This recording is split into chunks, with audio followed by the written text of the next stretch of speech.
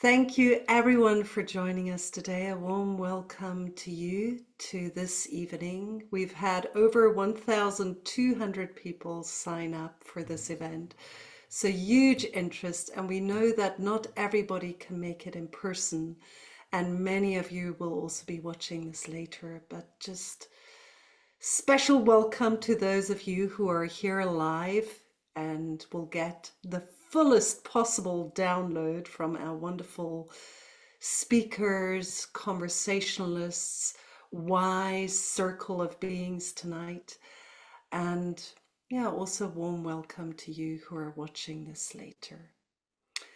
So we are here tonight to launch a very special book, which is you can all get in the bookstores from today onward. Climate, Psychology and Change. New perspectives on psychotherapy in an era of global disruption and climate anxiety. And my name is Kasia Joubert. I serve as the CEO of the Pocket Project, where we grow pockets of healing for pockets of trauma. And we also host an annual Climate Consciousness Summit in parallel to the UN Climate Conference. So it will take place again in November this year. And it's in that framework that Steffi, Bednarek and I met and started the conversation that led to this amazing event tonight. And it's a deep honor for us in the Pocket Project to co-host this event with Steffi Bednarek and the Climate Psychology Network.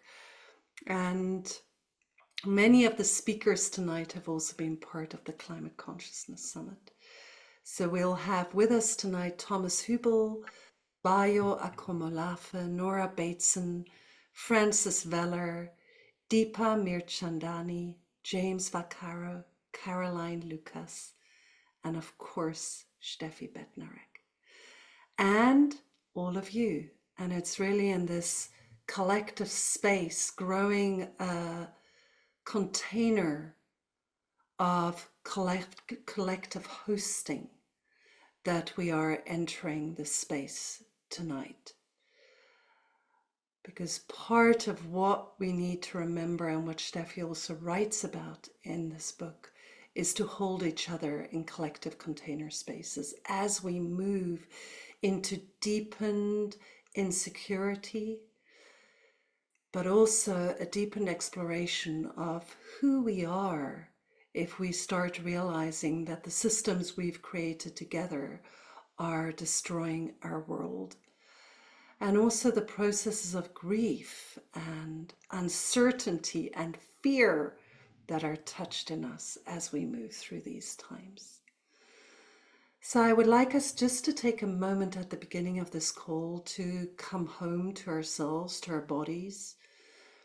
Thomas Hübl often says that this body is the closest part of earth, the closest piece of land, the closest access to nature that each of us has. So let's just take a moment to enter more deeply into our embodiment, into our earth beingness, the biosphere that is our body. And you might want to close your eyes. Maybe we can actually go to gallery view for a moment. And just, yeah, so that we become conscious, more conscious of our collective body here tonight.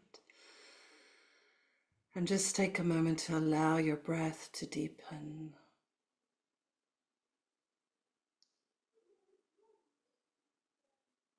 And for your awareness and your body being to merge.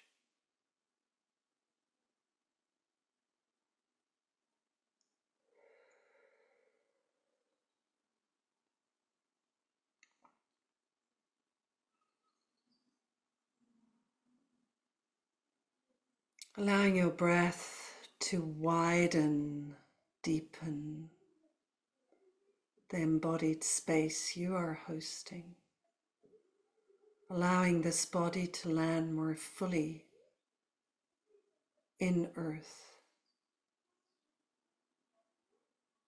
As you sense into your grounding, allow gravitation to settle you.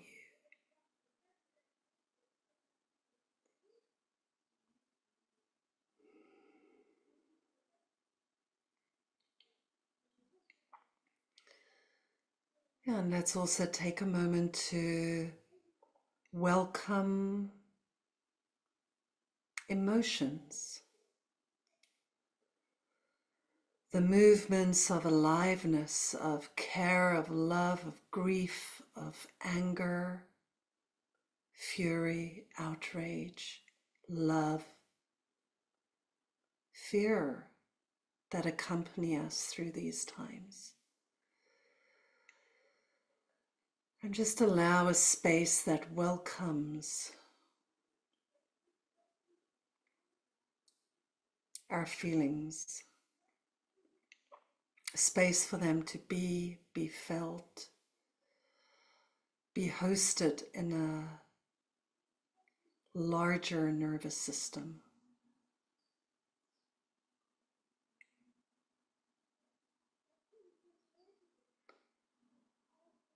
And welcoming our minds that are often very busy in our days, trying to find solutions for a multitude of things.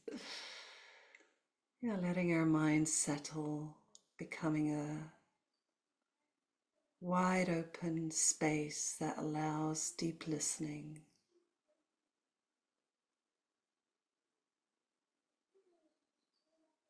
Co-sensing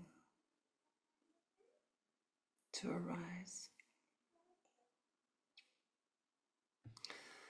Yeah, and into this space I would like to read the dedication of the book. May we weave back together what has been torn apart and create the conditions that allow life to thrive everywhere. May we weave back together what has been torn apart and create the conditions that allow life to thrive everywhere.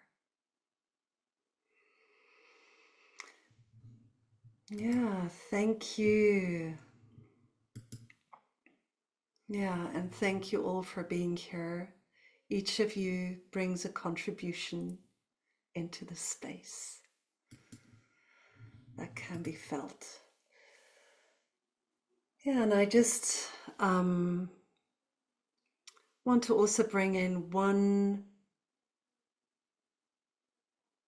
feedback to this book from Satish Kumar, founder of Schumacher College and dear friend of many of us, who writes that climate psychology and change is an outstanding update of the eco-psychology movement. A broad range of perspectives are brought together in this collection of essays showing that the human soul cannot be healthy on a sick planet. The healing of the anima mundi and the healing of the human soul depend on each other. Yeah, and with that, I would love to introduce Steffi Bednarek to you, who will be leading us into an overview of what to expect this evening. Maybe just shortly from my side, we'll be speaking about a few core questions. What if our normal world is profoundly unwell? Who is responsible for nurturing it back to health? What does it mean to be human in a time when the familiar is dying? And we'll be having a panel conversation between Thomas, Bayo, Nora, and Francis. We'll have times where we just open the chat for you to bring in your comments and thoughts. Then we'll have a round of trans-contextual perspectives from Deepa, James, and Caroline, bringing feedback from their worlds on how helpful is this conversation actually for where they stand. And then we'll hear back from some of the main panel. And yeah, we'll flow. So we have space tonight. We didn't want to shorten this call to the usual hour or at the most 90 minutes, but offer a space to really move into an exploration. And Steffi Bednarek, who's really the initiator of both the book and this conversation, is a climate psychology consultant, trauma therapist, and public speaker at the intersection between climate change, psychology, and ecological thinking. Steffi's work nurtures psychology-informed climate leadership, collective nervous system regulation, which we can taste right now with each other here, collective nervous system regulation, and regenerative action in a time of global upheaval. Steffi, it is such a joy to collaborate and befriend in this space together. And thank you for all the work that you do and what you've brought into this evening. Over to you. Thank you so much, Kosha, and thank you so much to the Pocket Project. It was such a wonderful offer for you to host this event and for me to be able to bring this event to this really beautiful platform. I think it's a really good fit between what I try to do, we try to do as the contributors to the book, and what the Pocket Project does in the world. So thank you, and thank you for being willing to host this. And for me, it's very, very special to be able to welcome Caroline Lucas, James Vaccaro, and Deepa Mirchandani, who actually come from a field that is not from the mental health profession. So I think they are going to bring in something that I feel like needs to happen more and more, so that we start to have conversations across the divides that we usually draw around our disciplines. So the book asks the question, if our sense of normal in Western society is profoundly unwell, and if that is true, who is actually responsible to nurture it back into health? And so those three people are, in their own way, attend to the sickness in the culture. But they do it in very different ways as psychologists, psychotherapists, and mental health professionals would do. And so today we want to have an exploration about, do we have something in common? Do we have something that is worth exploring together across these divides? And do we have common ground? And if not, that's also really important to find out, where this may not be the case, or where we may actually speak a very different language. And there will be other events like this, one in the USA and in Australasia. And we hope for these events to start learning from each other, so that we're not really after answers, certainties, and solutions, but we want to really feel into the important questions of our time and expand those questions and maybe live into them. So the way the event today is designed is that James, Caroline, and Deepa are going to start as keynote listeners, whilst the other four contributors who contributed to the book are keynote speakers. Keynote speakers who are going to explore the question from their own backgrounds. I know that Nora isn't from a psychotherapeutic background, but Nora kind of brings a lot of ecological thinking and systems perspective to deepen us into a wider perspective. And I'd like to also mention that there are, Nora, Bayo, Thomas Hübl, and Francis were part of the book and contributed to the book. Thomas wrote the foreword. Nora was going to write an article about warm data, which some circumstances happened that wasn't possible in time. But there is a warm data piece in there, and Nora was very supportive of the book throughout. But of course, they're not the only voices. So there are 30 other contributors from all over the world, and all of them have contributed their own thinking from their own vantage point. And these are, in a way, they shouldn't be radical ideas, but they've been described as radical ideas. And I would describe them, the essence of the book, around decentering. How do we decenter ourselves as human beings? How do we decenter a Western perspective? And how do we decenter a sort of patriarchal anthropocentric lens? How can we decenter an individualistic perspective and think about the collective hunger that we have, but also the collective wounds that we may share, not just amongst humans, but also with the more than human world.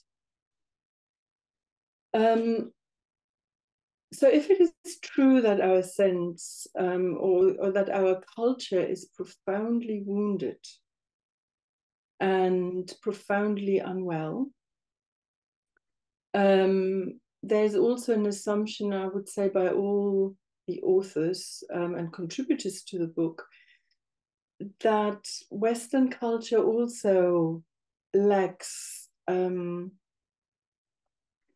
kind of tools that we need to attend to the collective wounding. And so before we turn to mental health professions, who are often tasked with the healing task in Western culture, I think we also have to ask how the healing professions themselves may be entangled in a worldview that is costing us life on earth. So before we turn to singular professions as holding the answer or a answer, I think it's also important that we ask how we may actually be part of the problem. And that's what the book tries to achieve. And of course, it would not be conducive to this time here to kind of tell you about what all of the 30 contributors have contributed. So there's a website, there's a book website that you can visit where all the bios are visible, but also where you can further the conversation, because most contributors were also willing to offer further conversations, workshops, trainings, and that includes the 4 contributors that are here today. And I really hope that the conversations that we're going to have today are not going to give us answers and solutions and certainty, but that, as I said before, that they help us to feel deeper into the questions in terms of what is said, but also in terms of what is left unsaid.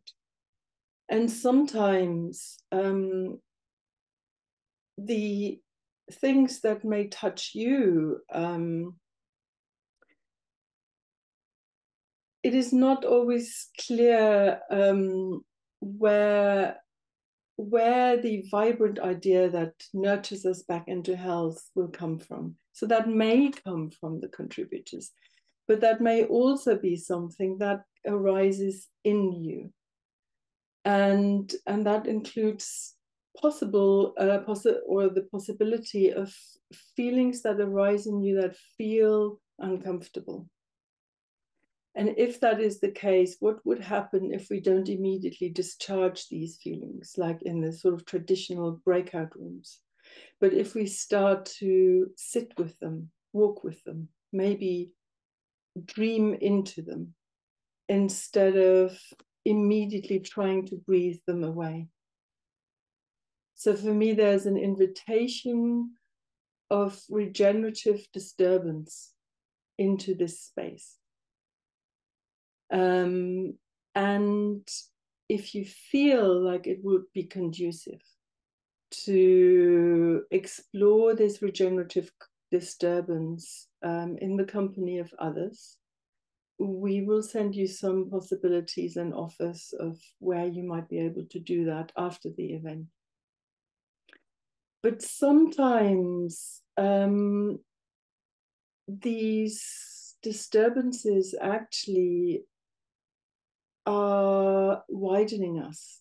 They have the potential to ripen us, and they can stretch us into a much larger place that makes it possible to bear what we previously thought was unbearable.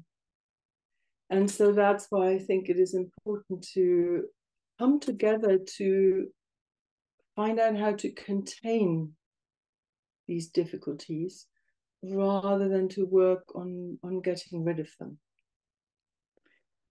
And one of the last things I want to say about today is that for me, it was really important that the book launch was not an event of selling a book or a marketing event.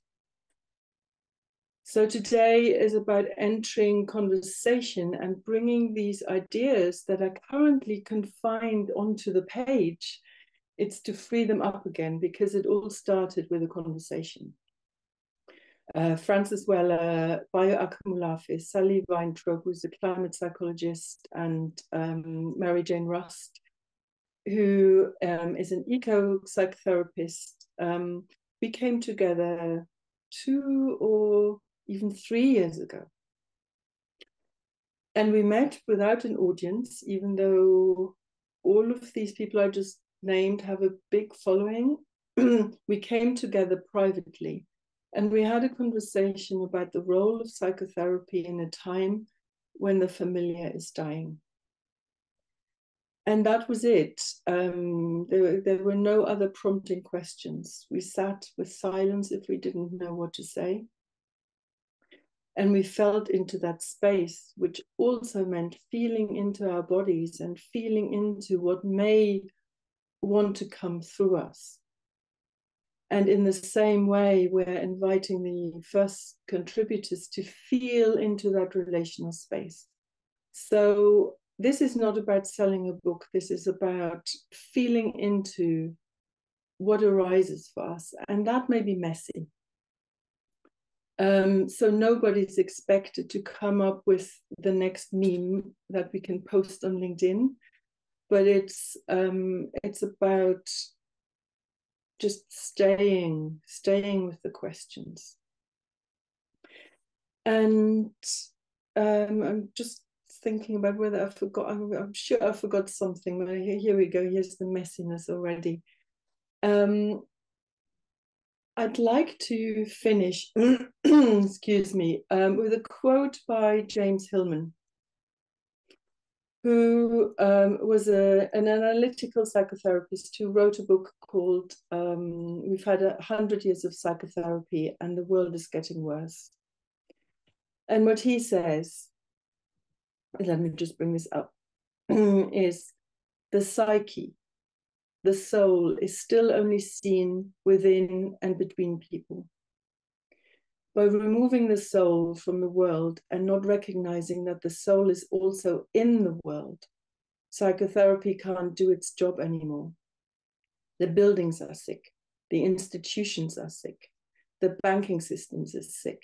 The schools, the streets, the sickness is out there. The world has become full of symptoms. How can we attend to them?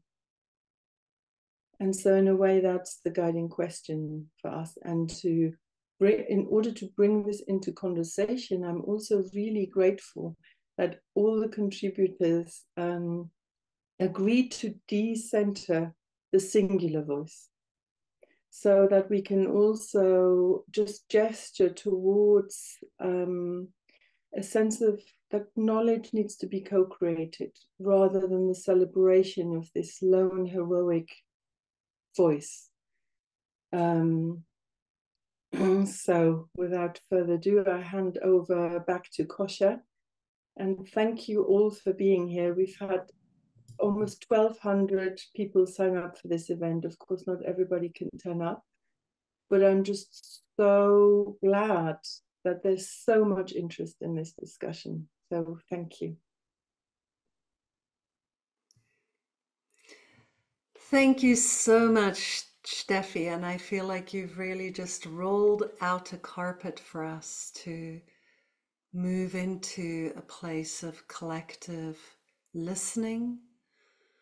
I love that we have key listeners today, and yeah, maybe in some way we're all here as key listeners, yeah, and key contributors. So thank you for the richness of this invitation into regenerative disturbance.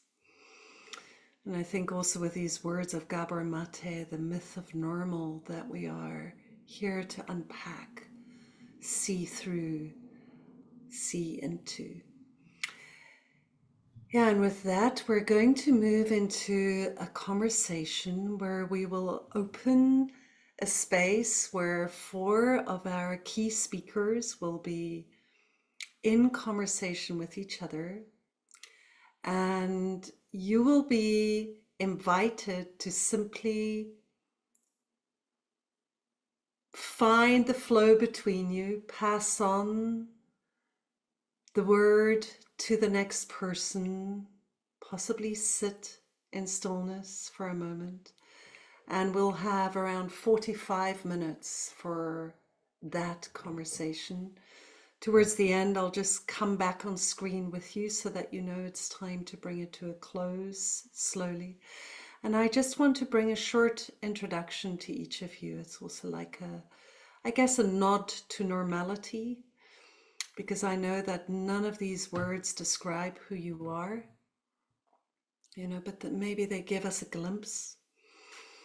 And also, if anybody wants to know more about you, there's a fuller version of the bios available on the website, and I think also in the invitations.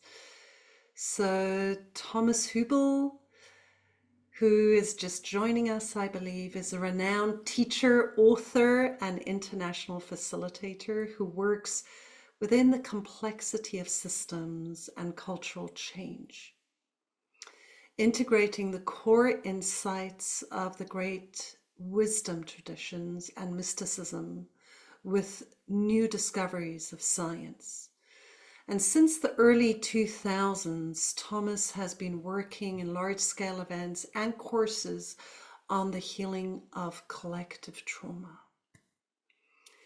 Bayo Akomolafe is rooted with the Yoruba people in a more than human world.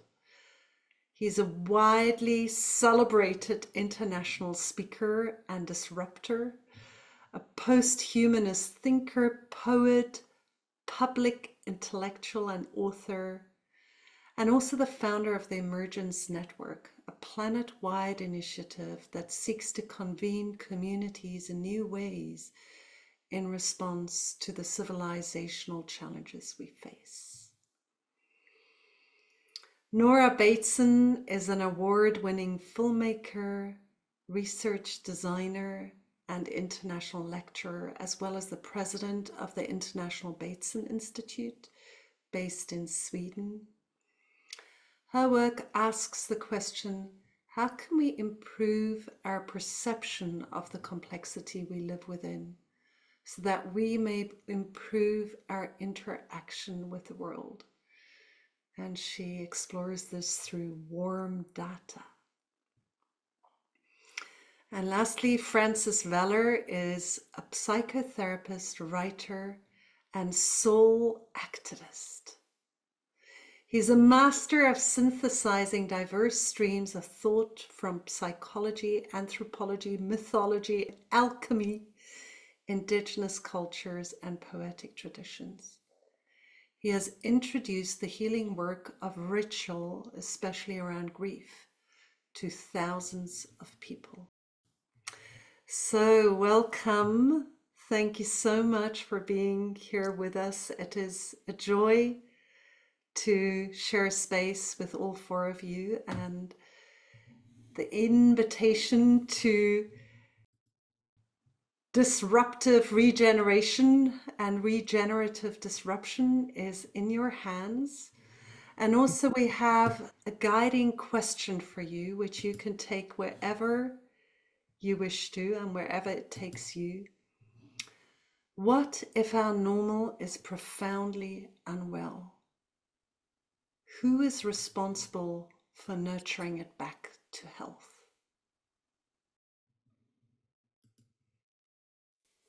I'll just watch if somebody feels like starting. I'll leave it in your hands and I'll return to the screen in 45 minutes to see where we've arrived to and just bring back time. So over to you.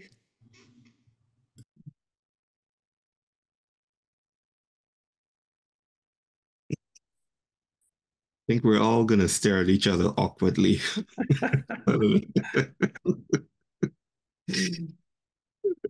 It's good to be with you, siblings. Yes, brother. Good to see you. Good to see you. Good to see you. Likewise. So good to be with you.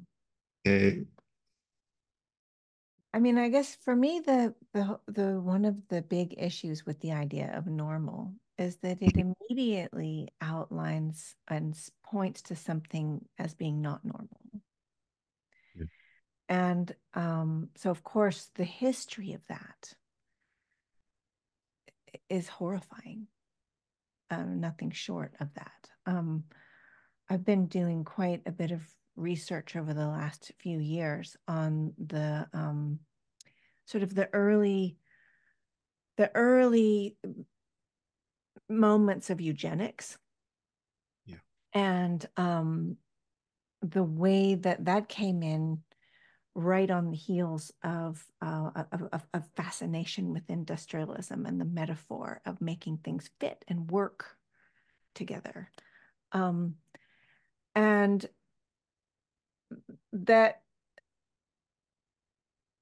the notion that was created of what was within the thresholds of normal was created within a particular set of cultural epistemological ideals that had to do with fitting into an industrial colonial society that was sick to begin with. Mm-hmm. And I guess one of the horrifying aspects of this is the way in which so many other institutional processes were built upon that foundation. Mm-hmm.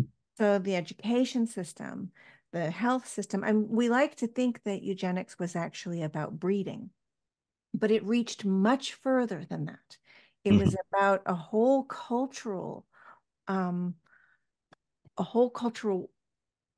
attitude around getting control of evolution. So this, for me, this is very much a place where all these things are coming together. So it was an ecological violence. It was a human violence. It was a psychological violence. It was a cultural violence. It was a racial. Anybody who didn't fit into the particular definition of normal needed to either be fixed or eliminated.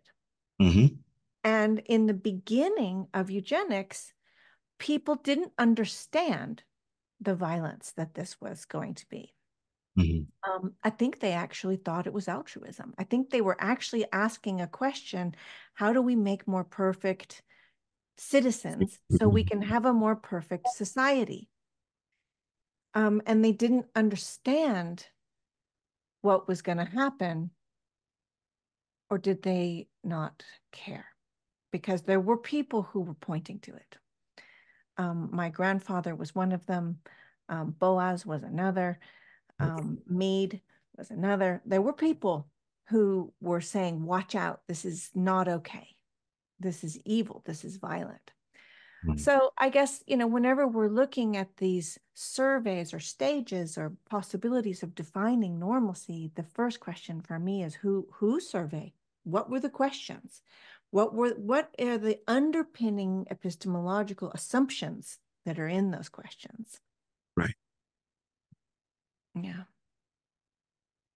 Yeah. Mm. Flowing from what you're saying, Nora, and thank you for bringing up eugenics.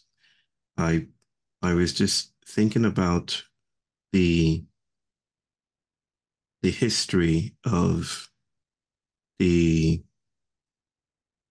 bodies, the Black bodies in the United States that were deployed for purposes to public health, right?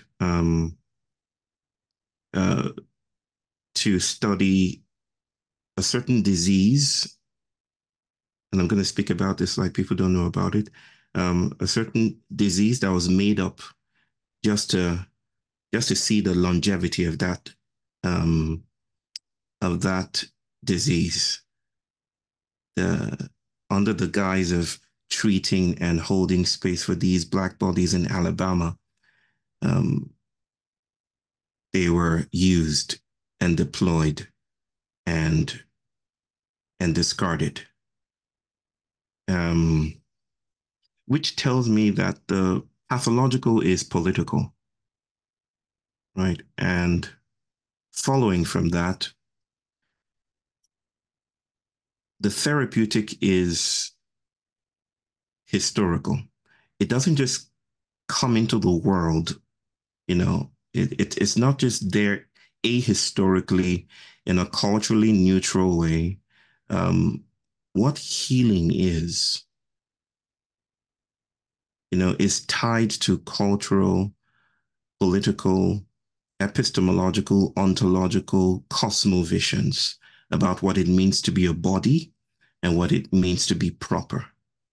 And we have always been navigating these dynamics.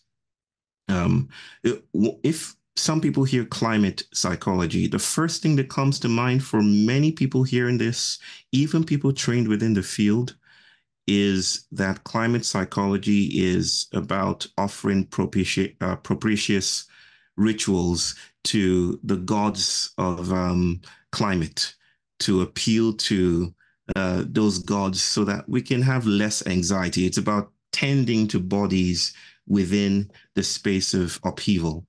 I think that, and I think this is what this book sets out to do, that climate psychology is not so much about tending to bodies within chaos and catastrophe as it is about noticing that the therapeutic is migrant and that our bodies are no longer locatable within the categoricity of modernity and its arrangements. Is there something about how we are allocated and designated and named and held within the spaces of modern civilization is proving to be toxic, that our aspirations as bodies, our yearnings, our desires as bodies outweigh the capacity of modernity to hold. So it's about locating the therapeutic again. Something about my work and how I come into these spaces compels me to bracket what we call healing. Because a lot of healing, a lot of modalities of healing have played out in, I was just speaking about Tuskegee a while ago, have played out in very deleterious, harmful ways to people, not just people who look like me, but people around the world. Right? So there is a sense here that the normal is no longer capable of holding the weight of our belonging and our becoming, that the familiar is sick. Jean Horry, in the 60s, interviewed by a magazine, would say the hospital itself is ill, right? The hospital itself is ill. And so it seems that these times call for new kinds of modalities that might seem to be experimental, but we can no longer sit within the prisons of propositions that presume that all we need to do is just get healing, because that also is problematic here.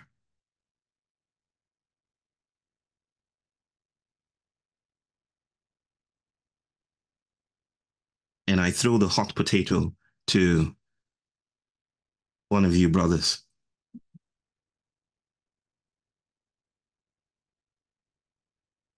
Yeah, maybe I'll go.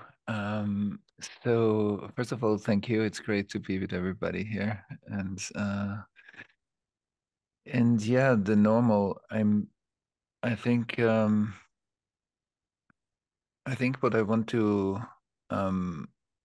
maybe just for a moment direct our attention to is how we normalize, like what does it mean to grow up in a system that teaches me how the world is through different people, different environments, through different. But what when we use the word normal, what does that mean in terms of being conditioned by a system, like learning from a system and all its properties, and also maybe being cut off a big part of data stream when we live in a system that has a hyper focus on individuals, like that the box, how we look at life becomes very small, and that a lot of data and a lot of properties and processes are kind of excluded from health of the individual, which I think is something important to review. And then I somehow I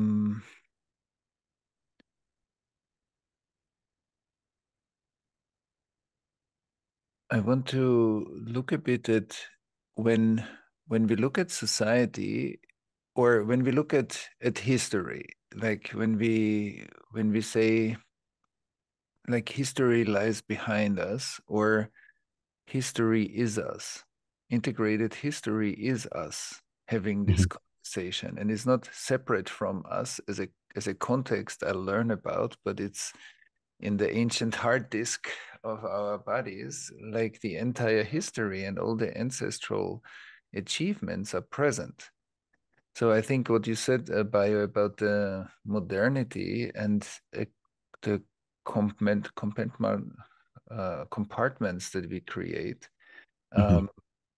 that hyper individual view on life and the missing out of a much bigger ecosystemic self that we also are, I think is a very important part. And if you take that into account, then normal relieves me from relating. Normal is a state. What does this mean at all? Normal in a present relationship. Is there anything like that? Or is normal already, does normal need the absence of a present relationship? I think these are all great questions, like aspects of that question. I want to just put this in the room and then develop it as we go along. But maybe Francis, you want to continue here? Yeah, thank you. It's a pleasure to be here with you all. Good to see you again, Bayo and Thomas. Nice to meet you, Nora.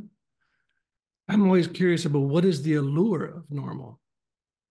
What is that attracts people to the normal? And that sits upon a profound wound around our failure to welcome people into a culture.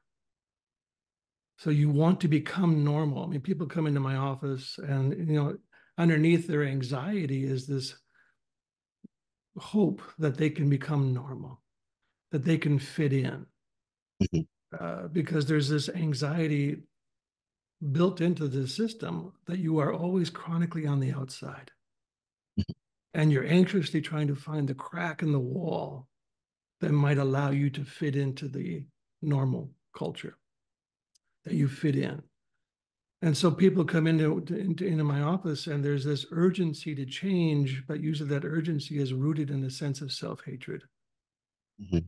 That the very shape of my being is flawed, is defective. And maybe therapy can right the ship a bit so I can look more presentable to a culture that does not know how to welcome me. But soul refuses to conform to that ideology. Soul continuously brings pathology to us, depressions, addictions, anxiety, as a way to disrupt. It will never conform to the pattern of normalcy. It refuses to be co-opted by the ideology of normalcy. So there's a consistent pressure from soul, from psyche, to, in a sense, articulate our uniqueness. See, the thing about normalcy is it leads to kind of a flattening of culture. And so what a forest wants, or what a living culture wants, is uniqueness, is diversity, is some kind of expression of our authentic being. But normalcy squashes that. It in a sense, it slays that. But what I love is that psyche, soul, refuses to play that game. It will consistently undermine our agendas of fitting in, of being perfect people, and consistently bring pathology to our lives. And if we extend that outward, the anima mundi, the soul of the world, is doing the same thing. It's refusing to normalize the systems of domination and suppression and control. It's bringing its own pathology into the collective body. And there's wisdom in that. James Hillman, Steffi mentioned James, was a primary teacher of mine. He said, "In your symptoms are your soul's deepest desires." So if we think about that individually, we can track something in those symptoms that lead us into a deepened sense of who we are and where we belong and what is sacred. But we can also do the same, I think, for the collective symptoms. What are they saying to us? What are they asking from us? It isn't simply to make adjustments to the economic systems or how we treat one another, but there's a much deeper requirement that these symptoms are speaking to. So I'll start with that. As you were, may I add one more thing? Yeah. I forgot one more thing. The collective failure, and I'm talking about white Western culture primarily, to welcome its people has profoundly left a mark in us of this unanswerable emptiness. And this emptiness that we carry around from day to day is what drives so many of the systems of destruction right now, whether it's from economic systems or empire. We're always trying to fill this emptiness with something. And that emptiness cannot be filled by what we call secondary satisfactions: rank, privilege, power, wealth. Those things never satisfy that hunger that in the depths of that emptiness. That's where we have to go back to what soul brings us to touch, to connection, to ritual, to community, to beauty, to poetry. Those things touch that emptiness. And we need to weep into that emptiness for decades, I think.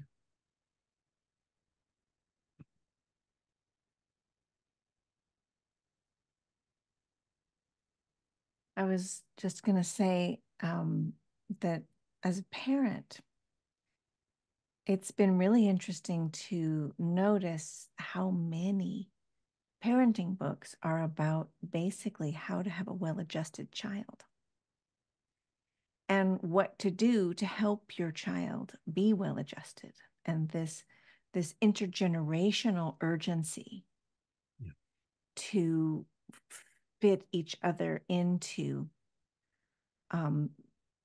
whatever this normalcy is. And the way that idea of normalcy is it's so lonely, right? I mean, I know as a kid that all I wanted in the world was to be normal.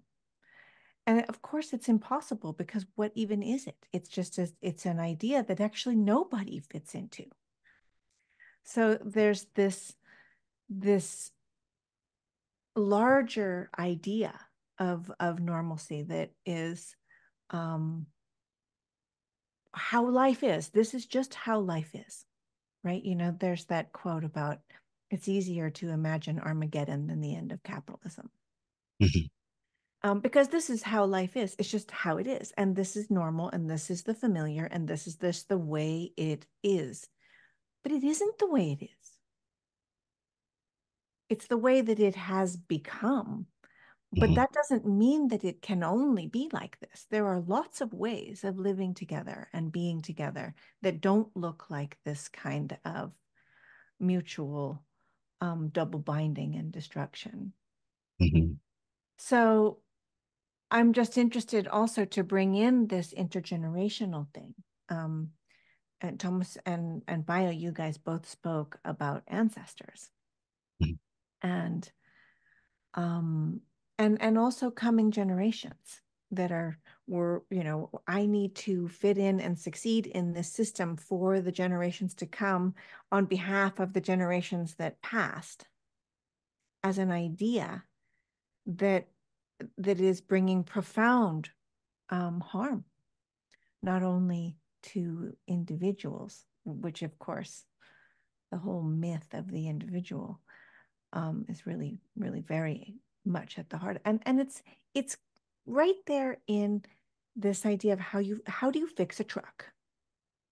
You can pull out the individual components and replace them or fix them and put them back together. But that's not how a family works. That's not how a forest is. That's not how a living ecology of relationship and communication is not replaceable. Right. Right. Yeah. Right. Oh, beautiful. Thank you. I sense we're developing something here around normativity and its critical limitations that feels very, very potent to speak on. Last night I was washing dishes, which is a thing to do when you're single daddying. My dear wife is has traveled, and I just finished a talk and I ran to wash the dishes, and then my son, after I fed him, was walking around. He's 6 years old and he's autistic, and he was walking around the house, just walking around, just rapidly, just moving around. And I have been trained, I have to say, quite vulnerably. I was trained in a culture where kids don't do that. Okay. I was brought up in Nigeria where kids sit still, right? It's part of your education, not just cultural, but institutional, where you have to sit down. Parents, their most consistent refrain is sit still, sit down, right? And whether I agree to that thesis of sitting still or not, the molecular vocation travels through me. Speaking about intergenerational matters, Nora, it travels through me. And I felt the urge to tell him to sit still while I was doing the dishes. But instead, I said to him, could you tell me why you're walking around again and again? Just why you just keep on doing that? And he said to me, 6 years old, he said, I have things to do that you know nothing about.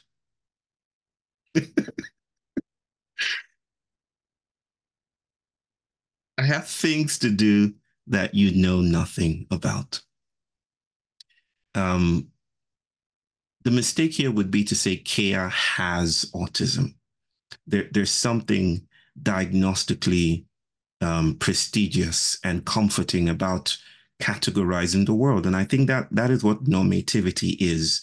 It's standardization. It's Foucault's biopolitics. It's how we organize life.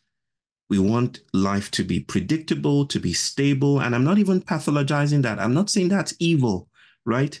Looking into bodies and creating standards already, like you have suggested, creates deviations. The very same moment when the asylum was made, was the time that normativity, the same moment that normativity was reinforced and reified.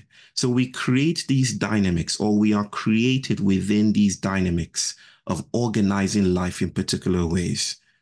I think what we're leaning into is that normativity is not life itself, that life exceeds and spills beyond the arrangements, the spatio-temporal arrangements that we make, the diagnostic tools with which we assign what it means to be a proper body.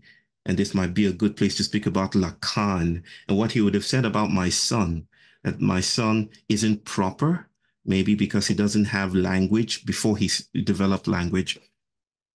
He doesn't speak, so he's not a proper self, because to think is to use language. We've always had these vocations. So maybe the tendency towards systematically arranging life, often in a hierarchical manner, in racialized ways, maybe that is what normativity is doing. And what, therefore, does hope look like? I'm leaning into the question of whose responsibility is it to heal this? I'll just go right out and say that I don't think it's our responsibility. I think reducing agency to the human that acts upon the world is another resuscitation of white modernity, right? That, oh, it's left to you to do it. I think that would be a repudiation and a dismissal of the insights of Anima Mundi. Like there's to bring up James Hillman here, that there's something about decentering the soul from within the human that means we're caught up in other vocations and other dimensions that exceed us walking in to save the day. It would mean, for instance, that the world is active in its own imagination, that the world is an open-ended, promiscuous exploration of itself. And that the world, as you say so beautifully, my brother Francis, that what we rudely call pathology is the excess, the excessiveness of a world that will not be put in a family way, the world that will not be still, like my son, who has things to do that I know nothing about. So maybe it's not left to us. Maybe it's about us sitting in those sites of trouble. I call this generative incapacitation. And I hear Steffi, I think, jive with this as regenerative disturbance. So beautiful.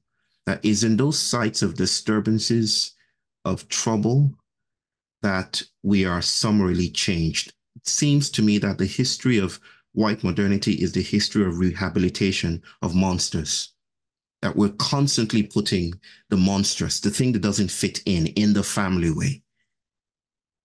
And that if we are to lean into new kinds of directions, it would be working with the kid that needs to walk around. It would be staying with the excess of diagnostic criteria. It would be bracketing normativity and its world-building process. It would be noticing that even psychology is not the study of human behavior, it is the manufacturing of human behavior. It would be staying with grief. It would be experimenting with our edges. And this is not our work to do. It is like human work to do. It is post-humanist. It is post-humanitarian. It is the Anima Mundi's work to do.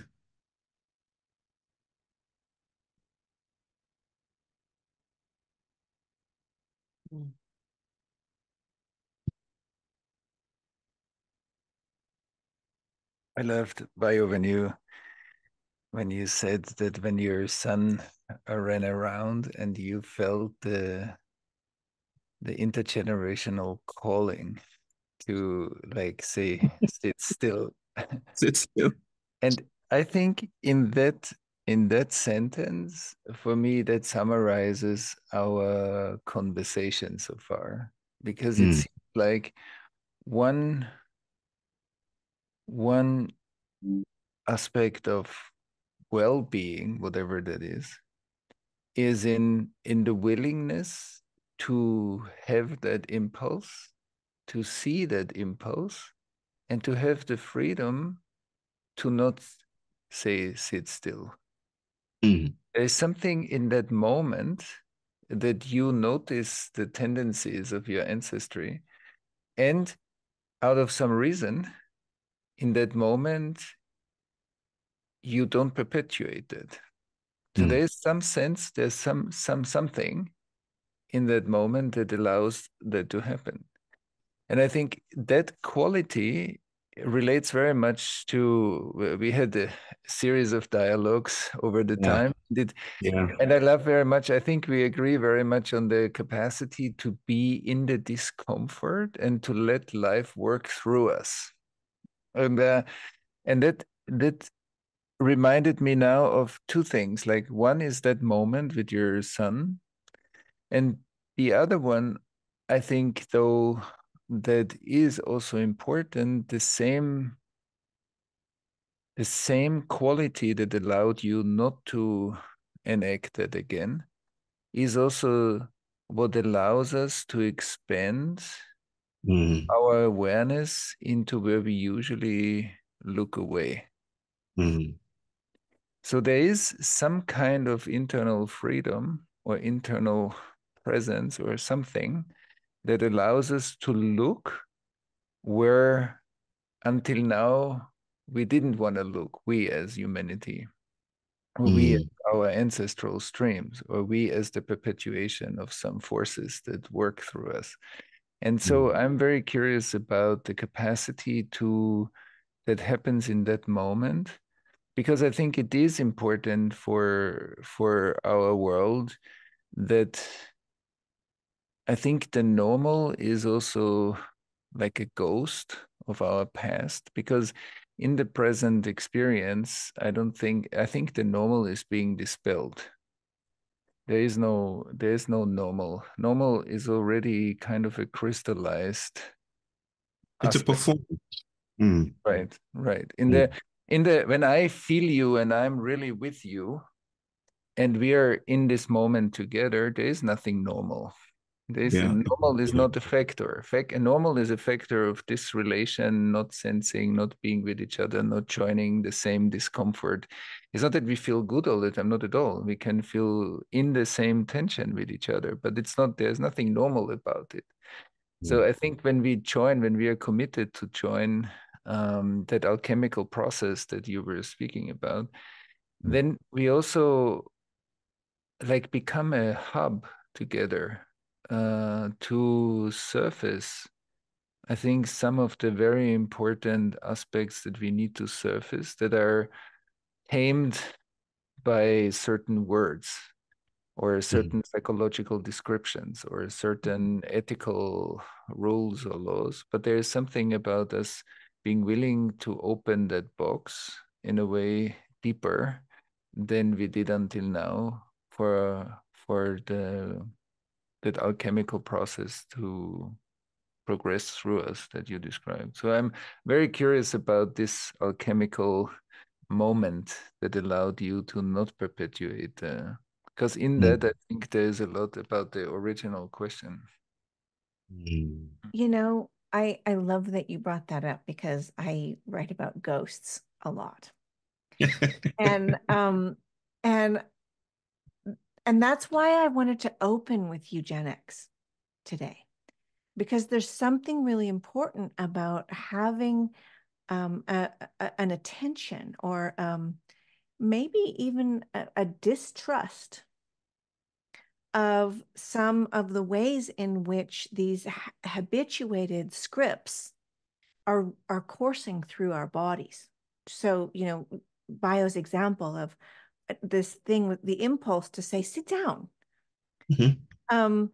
And I certainly have had those impulses with my kids too. And high five, Nora, just yeah. before you can. Just high five. And I remember one time going into my daughter's room and there were just clothes all over the floor, you know, as there are. For some reason, that's where the clothes belong.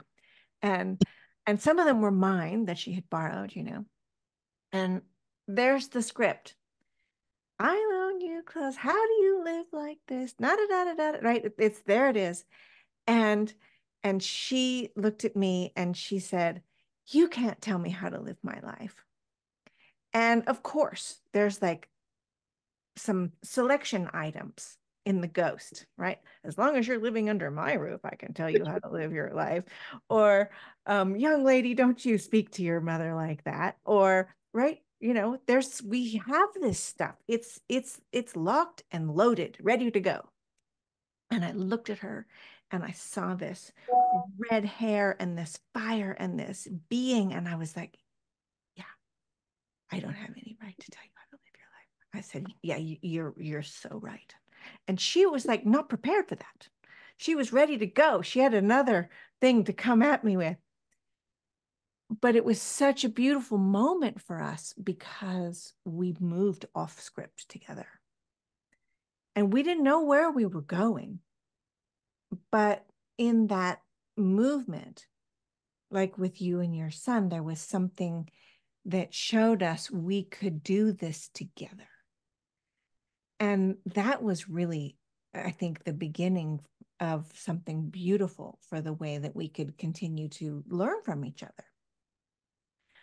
And it really makes a different way of thinking about that thing that is immediately coming to mind to say, and to have a you know, a kind of a watch out of, wait a minute, where's that coming from? Is this something that is going to open new, disoriented, decentering possibilities, or is this going to confirm and reconfirm those grooves that are grooving us into deeper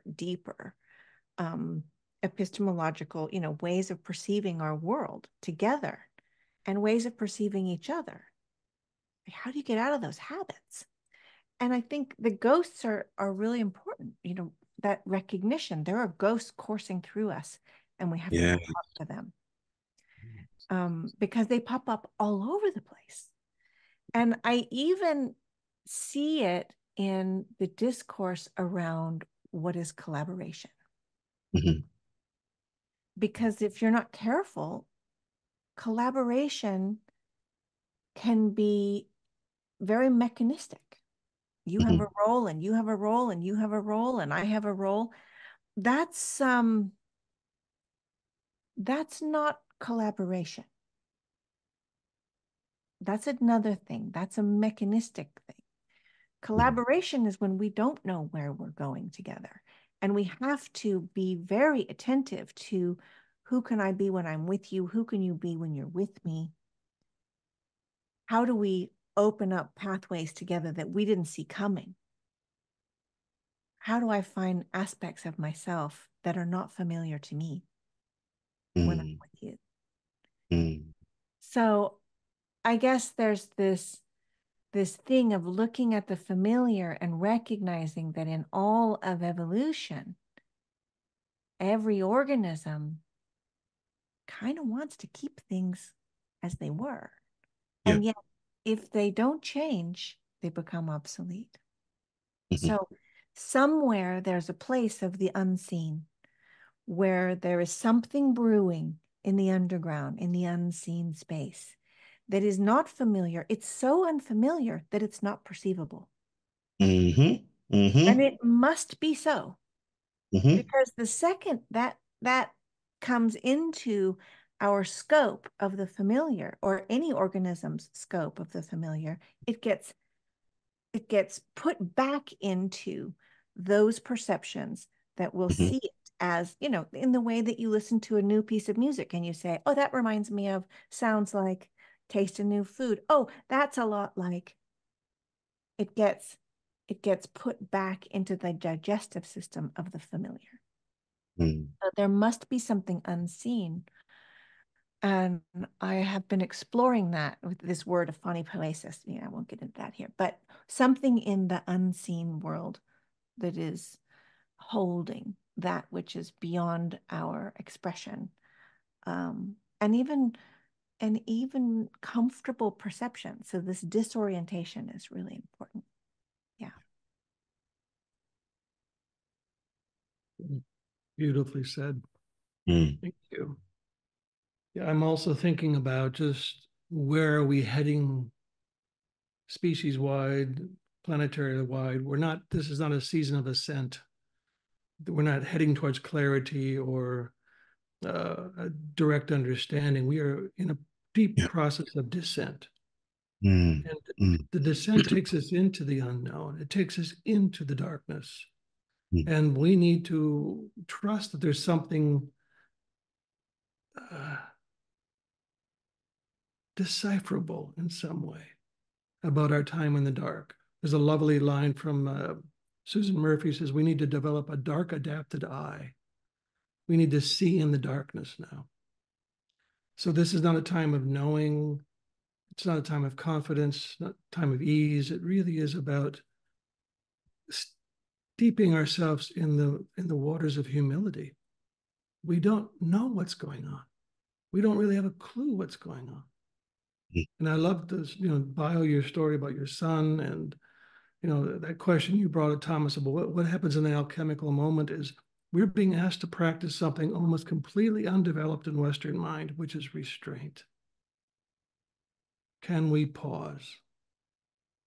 Can we allow a new thought, a new imaginal moment to arise? Restraint is like the most undeveloped spiritual value in Western civilization. It's always impulse, do it, achieve it, accomplish it, grab it, but this Let's idea, go. Let's do let's it. go. This idea of stepping back, letting your son, in a sense, discover the moment for himself and to teach you about that moment. It took restraint. You had to allow that moment to become itself rather than to dominate the moment with a prescribed ideology. And I think that's where we are right now collectively, is we're living in this place of potential revelation, but we have to get quiet, practice stillness, get slow, and practice deep humility. I don't know what's going on. Does anybody know what's going on? No. Yeah. So that's Nora does, I think. Nora has an idea of what's going on. You're right. I'm thinking about the etymology of the word monster, and it has nothing to do with those Disney-esque figures with horns and hooves and the pathological being outside of our sensorium, our ways of sensing and perceiving the world. It means to work. And of course, the monstrum, the etymology, the word monster is right there in the word demonstrate, right? It's to put to work or reworking. There's something almost theological about it. It's like the world itself is calling attention to the reworking of our senses. Like it's saying, don't pass, conveniently. Don't just pass with your sandals on. Remove your sandals here. This is not just this is not uh, a normal road. There's something here that you want to pay attention to, and don't even trust in your attention giving capacities, because there's something about clarity that obscures what is happening here as well. So don't look for the full picture. Don't strive for the complete image. Be sensitive to defeat. In the words of Rilke, the man who is defeated again and again is blessed, right? There's something about the invitation to fall, to not know, that is powerful here for me and is signaled in the configuration and the idea of the monster, a demonstration, a reworking of our bodies. Again, climate psychology, here for me is not about fixing people so that they can adapt into these times, which is the reason I'm highly suspicious of terms like sustainability. Um, I know people are trying to be good, and this is not a pathologization of their efforts. I know people are trying to work within the fields of responsibility that have been designated to them. It's just the case that responsibility is dispersed. It is not our responsibility. It is the responsibility of the web, of the assemblage. In the words of Deligny, it is not the spider that makes the web. It is the web that makes the web, right? Just as it is not the traveler that knows the way, it is the road that knows the way. Speaking of decentering the human, is about coming to terms with the fact that sometimes the ways that we will address our critical events will reinforce those events, right? Will reinforce those critical troubles and challenges. Under the headline of sustainability, a lot of waste colonialism happens. Under the headline of healing and restoration, a lot of re-entanglement and reinforcement of troubling dynamics happen. Under the headline of justice or inclusion, for instance, or rehabilitating exclusion, the architecture of oppression is maintained. So I'm looking for the monster's path, right? I know we're addicted within our times and the ways we tell stories to the hero's journey. It's about us departing from where we are, going underground, defeating the monster is always about defeating the monster. Maybe we save 2 or 3 damsels and then we emerge on the other side victorious, right? That narrative is so tied with how we see these times of chaos and uncertainty that I feel that there's something about the monster's journey that's inviting us, into depths, not to reemerge victorious, but to change. The monster is the agent of shapeshift. It's in the encounter that we are changed. And there's something about sitting with that trouble that re-energizes agency and politics to do other things that we don't know how to speak about yet.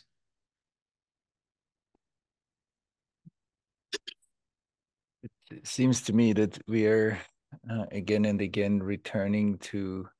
I like a lot of things that have been said. Like just want to mention 2. I like the eye that is adapted to the darkness or to the dark space, and also the monstrous, like, because in a way, isn't it that life reminds us in those moments of qualities that we do not exhibit in certain ways at the moment that we need to be reminded of. It seems like the monster reminds us of something that we don't voluntarily express.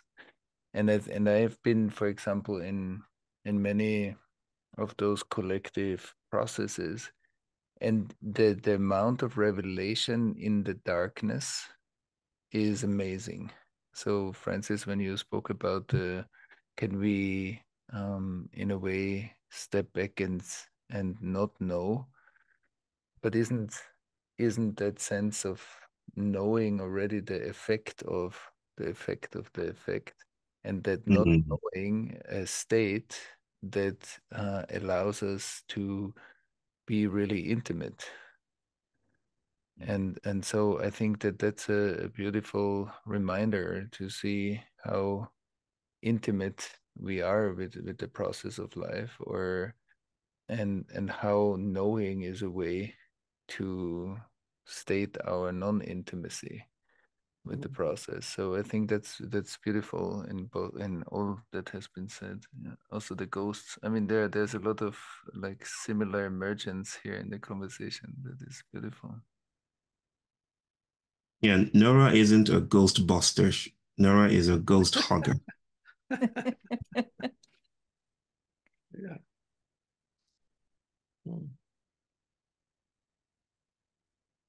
So I think, what are those experiences that loosen and make possible other ways of knowing that are not familiar to get out, to find their way into our communication? And I think there's you know, you speak, Bayo, about the fugitive, and I talk a lot about being lost. And Steffi's talking about becoming decentered. And there's something around this, the discomfort, yes, but also the unimagined place. And that's not an invitation to imagine it. Yes. Right? So it's unimagined because it must be unimagined. And if we go around imagining it, it's likely that our imagination will actually fill it with all of this information that's been there. So there's something about being really lost that means that I didn't even imagine that I could not imagine that this was going to happen. Mm-hmm. And that pulls me out of the multiple overlapping habits that are you know, we learn them in school. We learn them, it's in language. It's the way we think about health and healing, you know, like you were saying. I find that with my work in warm data that I don't really want to talk about the therapeutic aspect of it, because then it becomes a linear process. I'm going to do this to have a therapeutic experience. And if that happens, then it's, well, what kind of experience was it? How long did it take? How big was it? It turns into, and if you didn't have it, you failed, or you didn't get your money's worth or something. Mm-hmm. And so I find I just better not to mention it. If it happens, it happens, and then that's great. But that's really not in keeping with the world that we live in, to allow things to happen and to see where they go, and how where they go leads to new things moving. Mm-hmm. When there is healing, it's not in the individual. It's something that happened, and then when they leave, they are in relationship with the world in another way that isn't about healing the world. It's just healing. And that is not contained or directed toward any particular relationship. It just is there. It just is there. I find that interesting and difficult, because I can't bottle it. I can't sell it. I can't name it. I can't place it. I can't. Every time I try to put that into play, it turns into a linear goal. And then boom, it's gone. Just like that. So holding healing in a way that is not about healing at the first order, but healing in multiple relationships outside. Where'd Francis go? Where did Francis go?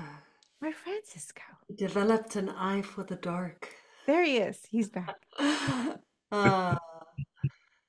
Hey, we're coming. We're at the end. You're muted, Francis, just in case. All right. Thank you. Yeah. Yeah, we're Welcome. at the end of this time and space. Francis, I was actually going to ask whether you want to complete with one last sentence, whether there's something. Thank you. Yeah. Yeah, I'm just very touched by everything that's being shared, and I'm just drawn back to the old ideas of alchemy that the work isn't about the self, the work is with the material. Mhm. And the alchemist's job was to keep the material warm. And we keep it warm with our affection, with our curiosity, with our interest, with our devotion. And I think that's part of what we're being asked to do right now is, can we keep the material warm, whether it's grief or fear, uncertainty, being lost? Can we bring our affection to that and to one another in a space of radical uncertainty, but keep the material warm so it can become what it wants to become, not what I've determined it should be. Yeah. Thank Yeah, you. beautiful. And somehow I feel that the four of you have really brought that love into the space. You know, Thomas, you spoke about the full presence becoming our full presence, becoming a space that the new can come through, or what wants to emerge now, the imaginal space. And I think we all have a taste here right now with you of that presence. And as the conversation continued, it became warmer and warmer in my heart, definitely. So thank you so much. And I know that we're going to have to let you go, Thomas, now. Thank you so much for being with us for this hour. It's been wonderful having you. And Bayo and Nora and Francis, we're going to come back to you in half an hour. So we're going to take a detour, which is not a detour. It's a journey that leads us to different windows looking in at this emerging conversation and different worlds coming out to play.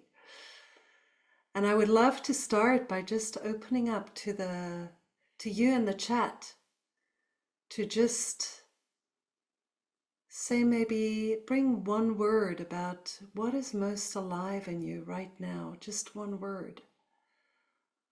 So we just get a sense of how this is landing.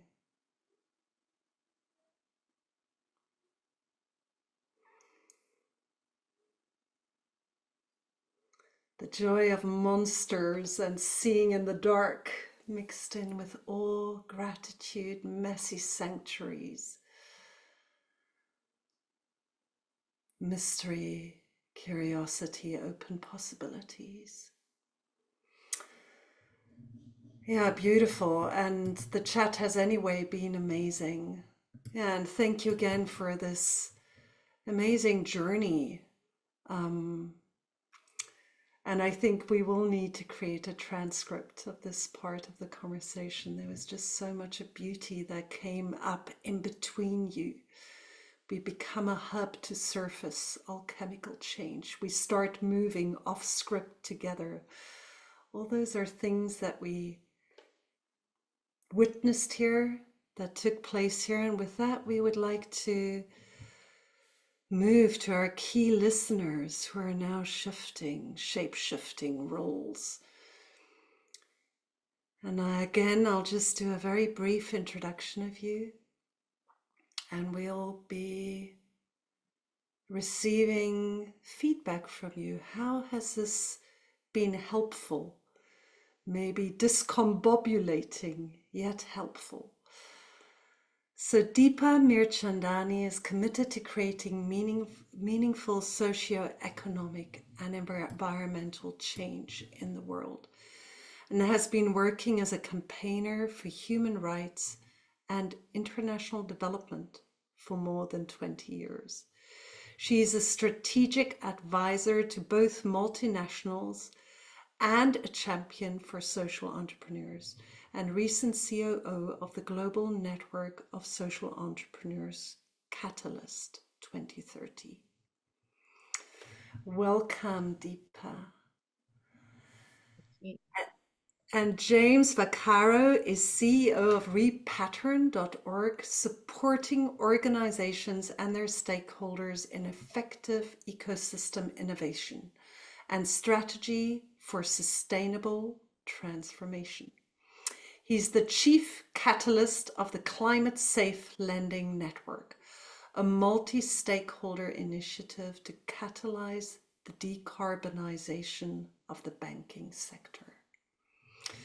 Yeah, thank you, James, for being with us. And lastly, Caroline Lucas is the UK's Green Party's first Member of Parliament, Chair of the All-Party Parliamentary Group on Climate Change and co-chair of the UK Parliamentary Groups on Limits to Growth and the Green New Deal, alongside serving on Parliament's Environmental Audit Select Committee. Caroline is one of the Environment Agency top 100 eco-heroes of all time.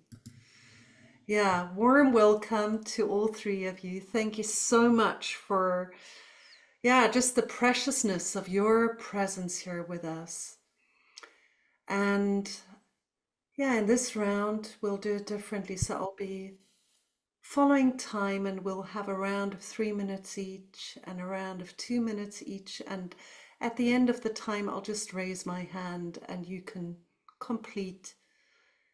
But so that we can hear from each of you at least twice, and who knows, maybe more.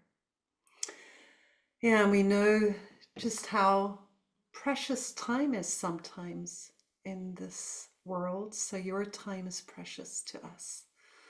And thank you for being with us. So how was this conversation for you?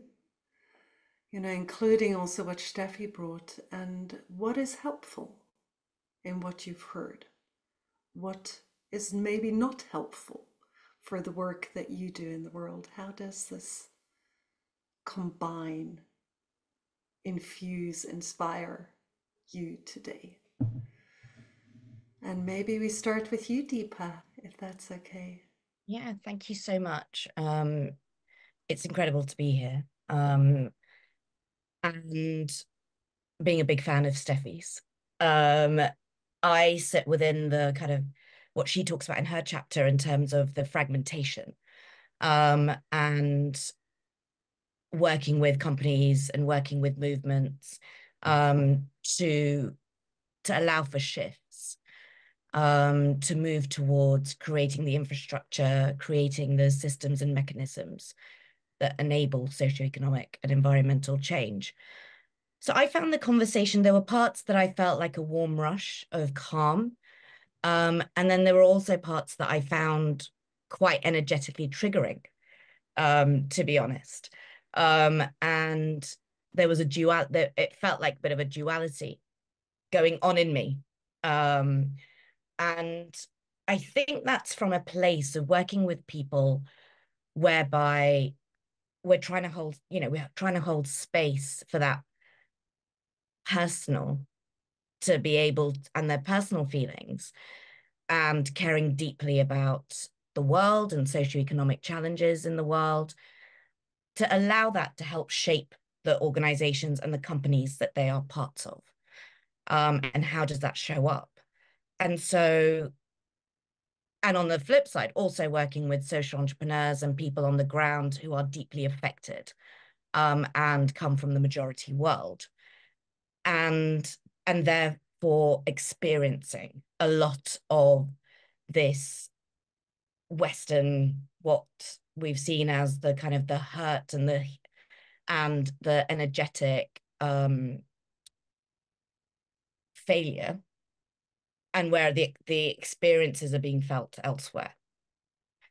And so there's the duality of, yes, this healing needs to happen, but the space for slowing down feels jarring in some ways, because there are people who are deeply suffering as a result of all of the things that have been spoken about. And so they don't have the time. And so there were some moments which felt like we can talk about, it sounds really beautiful to say, let life work through us.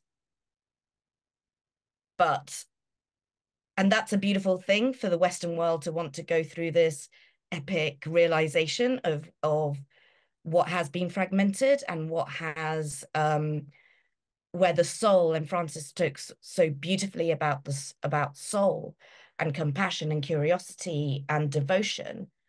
But actually, the people that I work with, I was facilitating a session about regenerative agriculture and thinking about sustainable livelihoods of farmers last week, and working with a company and having people who work for that company sit with their own pain and sit with how can they show up more honestly, and how can that translate into their organization, but knowing they're gripped by commerciality and decisions that are going to be made elsewhere.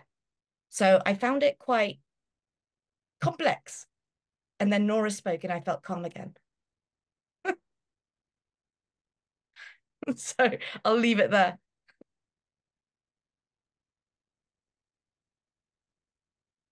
James, would you like to continue? Yeah, thank you.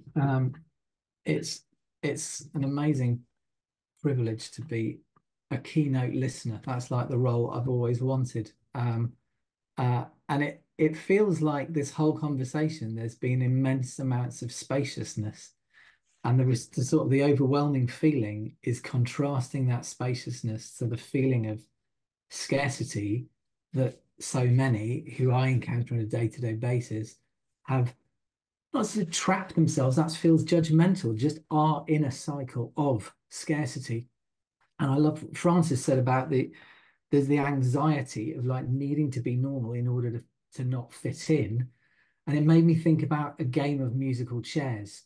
And at the moment, in terms of the breakdown which we see us around us, whether it's in climate or nature, we've lost 2/3 of the wildlife since I've been alive. I've probably got a third of my life left. We lose the rest of the third, there's no more life, let alone value or anything else that's in this system. So that sort of thought of scarcity is driving us to cling on even harder. And instead, in the book, Steffi sort of said it's only when things fall apart that the new self can emerge. I was quite touched by that, because the opposite of things not falling apart isn't necessarily the keeping it together. It is the clinging on in some way. And it's a clinging on of these treadmills, which once we're on that treadmill, we are contributing to making them go faster and more out of control. Whether it's economic growth, whether it's the growth of data, whether it's money, it's all one thing which just keeps on sort of running away from ourselves, and we can't get off that. I'd be interested in Bayo in the sustainability and what sustainability means as somebody who practices sustainability, because there's different stories of sustainability, and the sustainability which is practiced whilst being on the treadmill for very pragmatic reasons can often lead to personal disappointment, lots of frustration, incremental kind of moves. But to actually get off the treadmill and sow the seeds of the unknown, to kind of explore, I mean, in a way, what Nora was sort of saying is like this sort of sense of the unimagined, the research which you can't say what you're going to find at the end of it, because it's not possible, otherwise it wouldn't be research.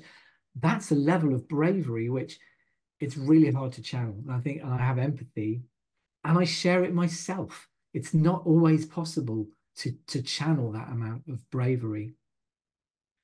And what the last thing in terms of for now is in terms of the central question about normal being unwell, there's something about normal and natural. So the normal is what we get to define, and we've maybe had a lot of things which are not really serving us well about it, but there are over-amplified behaviors. And the fact that that's breaking down is something which we may be able to get to do about. The natural that sort of the fact, the whole sense of our exceptionalism to nature, us being apart, and the fact that the natural is breaking down is not something we get to define. It's whether we choose to understand it and how we respond to it. Touching, thank you. Caroline, over to you. Thank you very much. Well, I guess in terms of what emotions this has kind of raised for me, I mean, there is a sense of discombobulation, because essentially I'm in the middle of this election campaign, which is totally crazy and busy and mad, and just suddenly kind of opting out for it for a moment and coming into this world. It is an incredible disjuncture, and it feels enormously healthy and an enormous privilege. But I'm also very aware that the other world is just outside my door any moment. So it's like a little oasis, I suppose, of greater vision and generosity and sanity. The question that you were thinking about, what if our normal is profoundly unwell, and who is responsible for nurturing it back to health? I guess the way that resonated for me was just thinking about what is normal right now is the fact that we are on our way to climate catastrophe. You know, in the words of the UN Secretary General, you know, we're on our way to climate hell.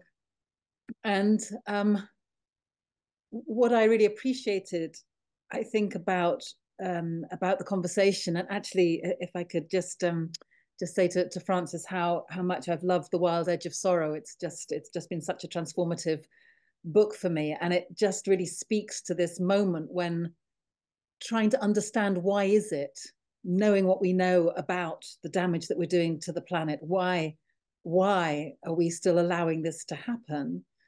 And it seems to me that the answer isn't in the science, and it isn't in the finance. It is absolutely in the spirit and the soul and the psychology of the moment that we find ourselves in right now. And so while we can sometimes think that, you know, maybe it is that people are just too busy trying to get by, they don't have the time and the space to start thinking about the future of the earth when they're trying to put food on the table. Or maybe it's because they're being bombarded by so many advertisements telling them that the only way to be lovely and sexy and loved is to go out and consume some more, and that's very compelling as well. But actually, I think the real reason that we are not addressing the scale of the climate crisis as it is right now, and the crisis of the natural world, it is not to do with the finance, it's not to do with the science, it is to do with the fact that we are afraid of feeling the powerlessness and the despair that can come up in us when we really sit with the immensity of the damage that we're doing. And that is why I love Frances's book so much, because it feels to me as if there's a vision there about how we hold that grief and how we acknowledge it, first of all, and how we hold it, and how we create rituals around it, and how we have some hope, at least, of moving through it and with it. It's not going to go away, but we can live with it in terms of finding it in ourselves and each other to then rise to the extraordinary challenge that we face right now. So I just wanted to say that I feel that this conversation and this willingness to sit with uncertainty and potentially despair from time to time is just so important and so valuable. So thank you. Yeah, beautiful. Just so appreciating, you know, there's something profoundly grounding in hearing your voices here also. So yeah, we'll go into a second cycle, Deepa, and maybe also to go more deeply into this question of how can this inspire your work, or also how can your work inspire? Yeah. I think it comes from, like, to what Caroline was saying about holding these spaces, and how do we hold these spaces for those real emotions to come out in our work. And so where Steffi started with the kind of the containers for these conversations, there is an increase of having people show vulnerability when we are working with whether it's social entrepreneurs or whether it's those working in large corporations, they're sitting with these emotions and sitting with these feelings. And how do we show up without being clinical psychologists and therapists, and support those conversations? So I think there's an invitation to what are the tools that we need in order to be able to hold those spaces. And there are different practices, from trauma-related design to Theory U and the work of, I think, like Otto Scharmer and people like that. But is that enough to be able to hold that level of vulnerability and that level of despair, to then be able to think about how do we show up? And being somebody who works very, very much in that space of how do we show up, doing it in a way that uses embodiment, uses time to feel into people's feelings whether it's workshops or creating spaces or having conversations from C-suite to the full value chains of organizations, then I think there's a space for learnings from everyone who's contributed to the book.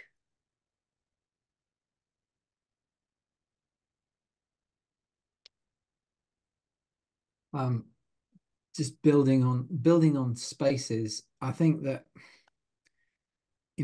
coming into a space like this, I feel my own inexpertise. But if what we're needing to channel is not being normal, it's feeling lost. I can be an expert in feeling lost. We can be experts in feeling lost together. We can be experts in being able to explore things and being able to, I think, to extend the despair. It's not our own despair. It's also looking at our children, next generation, feeling what is coming with our other understanding, and seeing the world through their eyes, and using that as a propulsion to channel our own playfulness and creativity to carve out these spaces, to translate it into the positive energy. For I loved what Nora said about collaboration. It isn't just the functional kind of stuff. It is about allowing for new patterns of relationship to emerge. That's my field of research. That's what I'm most curious about right now. So many times trying to fit in various new creative business models or thoughts or ideas into the existing architectures is failing. We're trying to coach people to speak the language of finance. Why? It's not. People in finance recognize how much it's failing them. That's what they will all say. So why would we channel this in order to be able to make these new spaces conform with within the kind of the constructs of the treadmill? I think it's a large reason why Bayo and maybe many others kind of go, this stuff isn't working, it isn't scaling enough, it isn't creating the feeling, it's not unleashing the positive energy required to make people go, yeah, this is where it is. It happens in fragments in local communities. It can happen in other spaces too, the trans-local areas. And I think that's something which is, a powerful counterweight to the despair.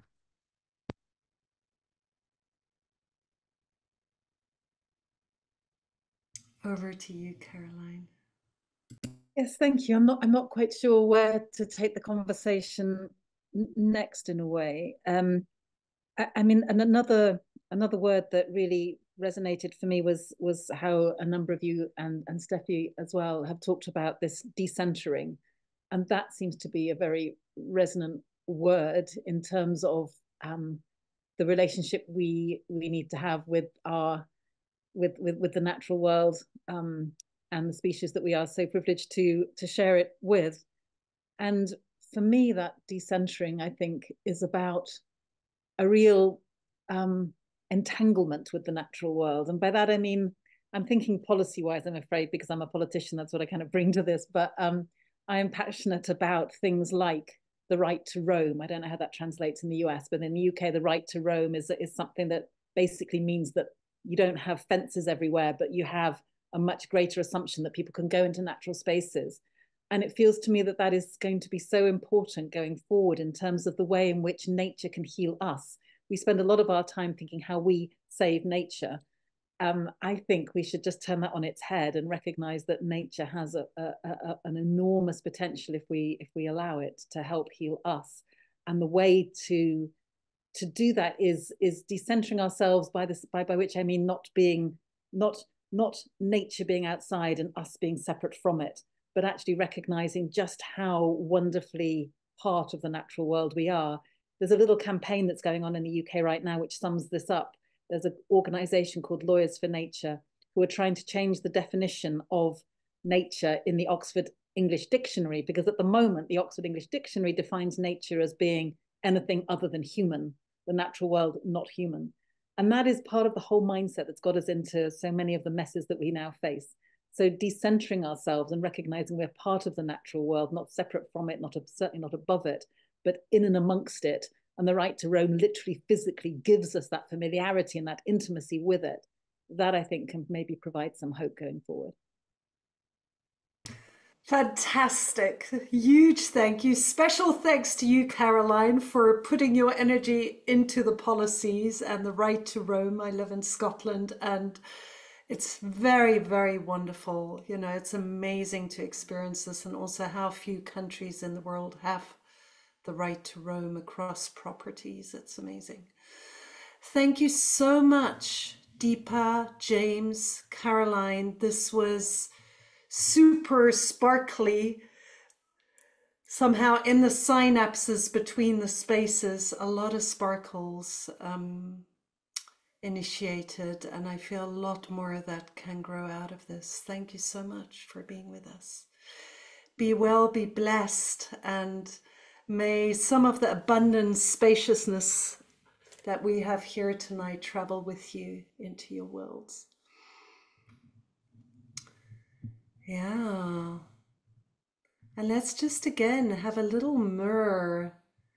You know, I would love to just hand it back to the chat for a moment. And if you had just a word to express what was touched, what feels touched in you right now.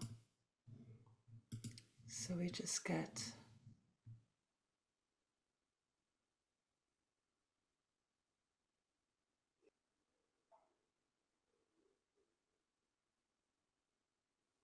yeah, and also, you know, as we look at these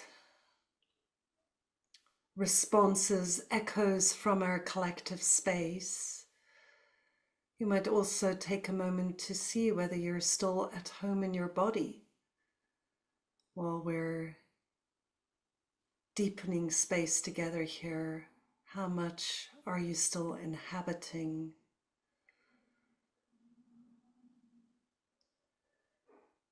this part of nature?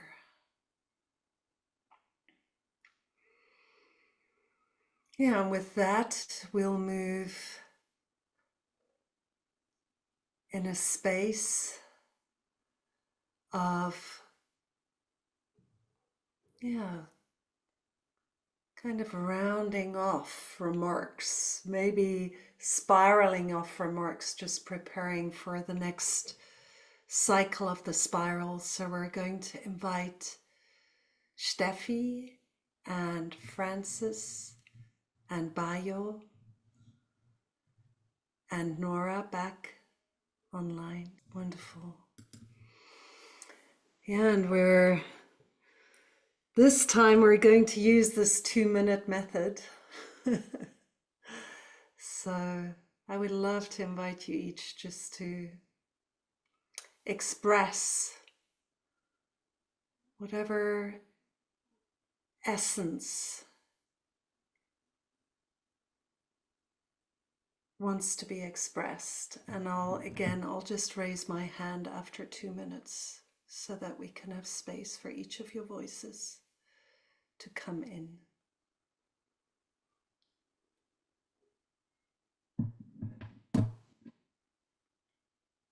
I want to say thank you so much for this beautiful time. It has been First of all, it has been wonderful just being with my siblings here. Francis, Nora, Thomas are dear, dear, dear friends and siblings, and I'm so excited every time we gather. And Steffi, this book, may it travel and may it leave ripples of entanglement and joy and possibility in its wake. I do have something to say that feels like just one more heap, one more toss into the compost heap that we've been nurturing. I grew up in trash. I grew up surrounded by trash. I've told people this over and over again, that we didn't have playgrounds in Lagos. We had giant mountains of imported trash especially from the global north. I didn't have the political context or educational training to understand what was happening. I just understood that that was the way the world worked, that I was going to be surrounded by discarded materials that had recycling symbols on it. I had no idea what the recycling symbol meant. I just knew that this was the way that life worked. And then I was constantly, me and people in my generation, constantly enamored, with images of beautiful mountains in Switzerland, or the idea of development working properly in places like London or the United States. And so there was this upheaval, this desire to export our troubles and to, depart from our contexts. So anytime I travel, I often like to bring people to this realization that of where I come from and the energetics, the theories and the dialogues and the ideologies and the experiments that inform the things I say. So when I say, for instance, that I was in Scotland just a couple of months ago as centenary philosopher at the University of Dundee, and I pointed out to people who are committed to the idea of sustainability that 350,000 tons of plastic is exported from Scotland to India and Pakistan, and that 90 to 95% of trash is exported from the US to places like mine. And that this is not a way of saying we shouldn't embrace sustainability. It's a way of saying we should hold the space of tensions so that other kinds of possibilities emerge. I'm trying to invite us to stay with the trouble, not to rush into a solutionism, but to stay with another paradigm of being well with ourselves and with the world. And maybe I'll just leave it at that, with thanks and gratitude.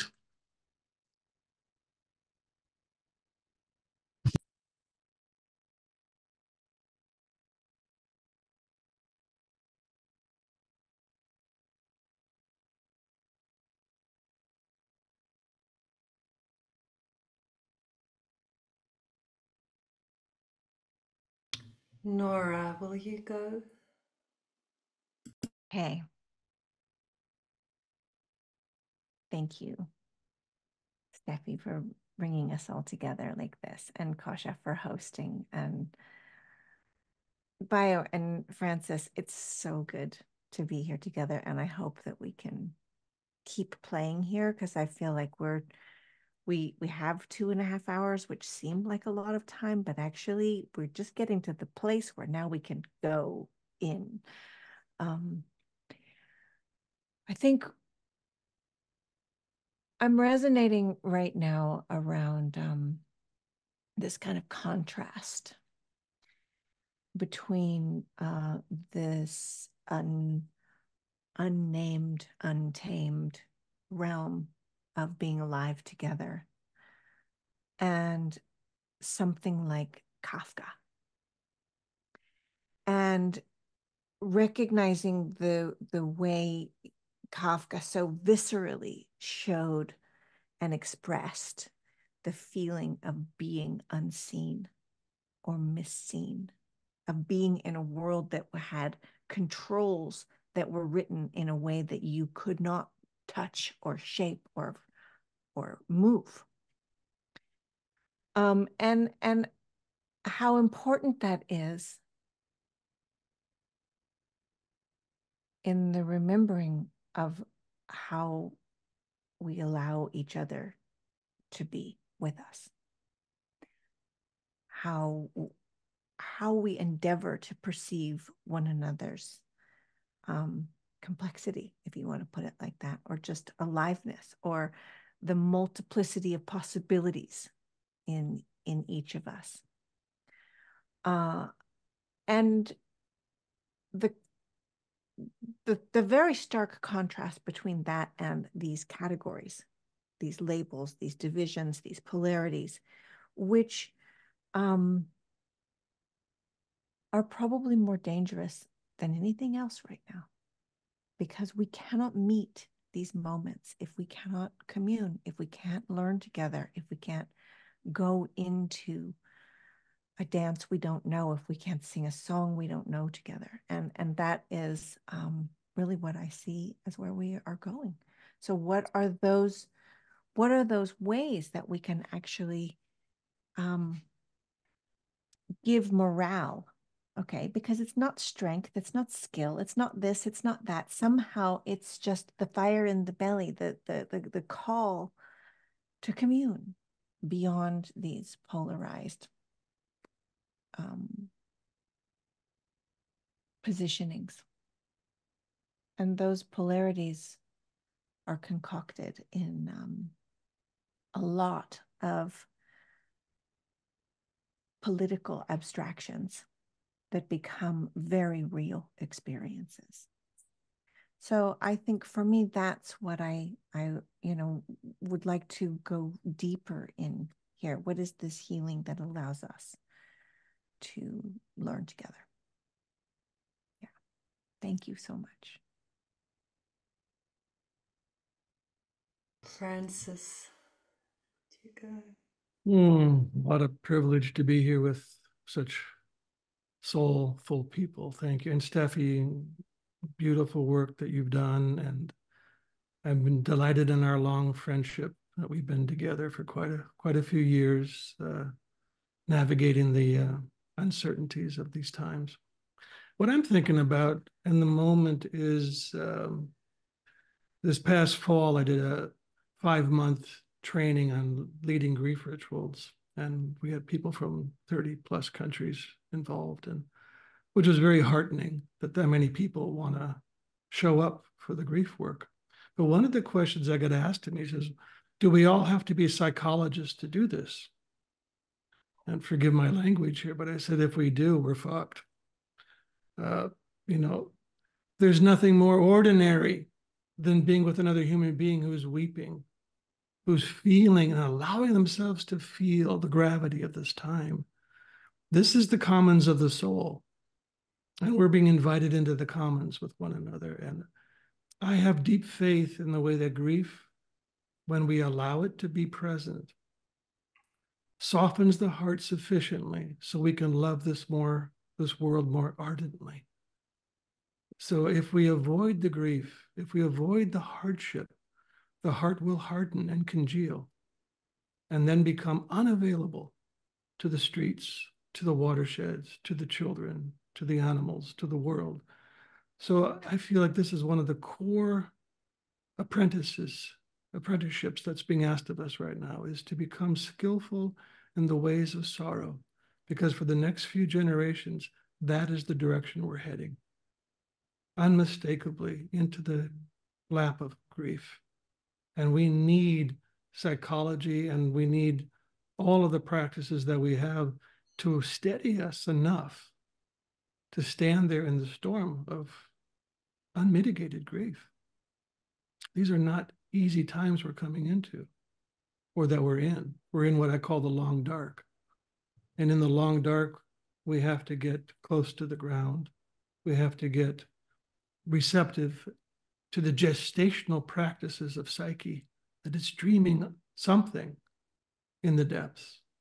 And maybe if we get still enough, we might catch a glint of what that dreaming is trying to lead us toward. So delighted to be part of this. May we continue. Beautiful, thank you. And over to you, Steffi, the guiding light that brought this into life. Thank you for your creative emergence. I don't have any words of wisdom or something easy to sum things up. I really actually sit with quite a lot of grief. And what I noticed in me is in the first panel, I felt such opening, and I was totally with everyone who spoke. And I loved the space and actually the luxury of time. And when we went to the second panel, I really felt, and I can still feel that in me now, I felt enormous gratitude to the people who spoke. And actually, I feel quite tearful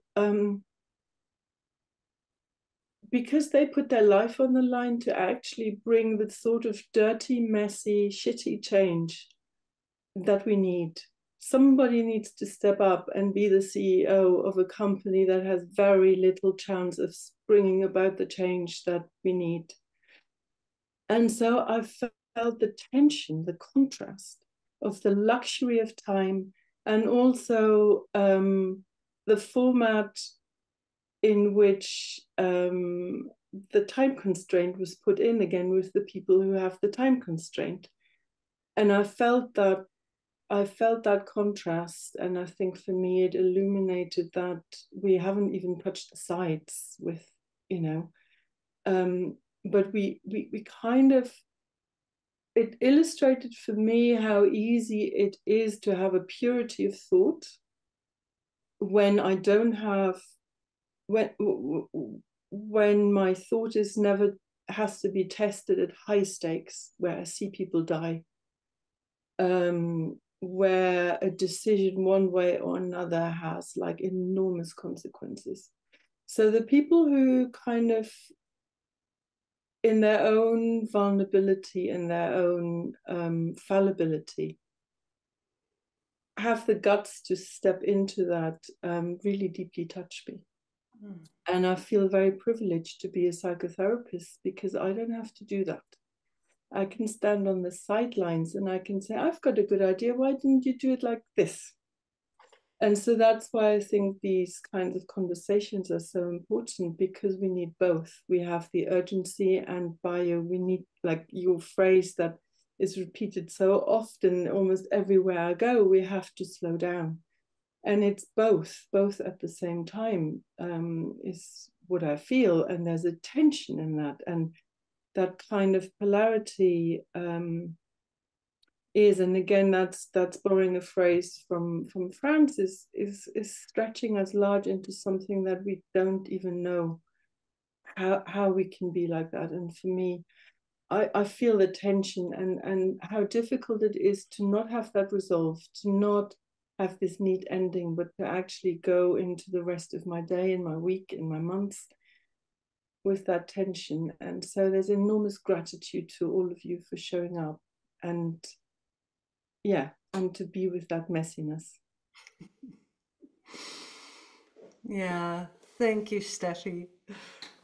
And I really just love that you brought that tension out here, and I can definitely feel it in the role and the service I brought to this as well, just how painful it is to close spaces that are just opening. Yeah. Thank you very much. Yeah, and with that, we're really moving to look into the future and what are the next steps. And yeah, maybe we can just take a moment together to bless. If we can bring Deepa and James and Caroline back on, and just take a moment here all together to have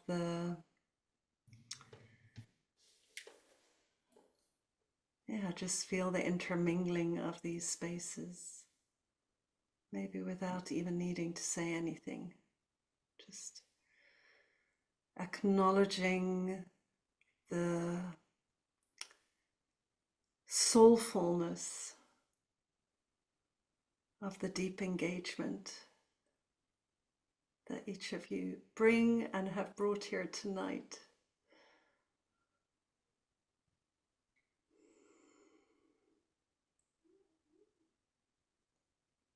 And is constantly bringing into the world. And may your work in the world be blessed as we move out of this shared conversation and into the next shared rounds of conversation. Yeah.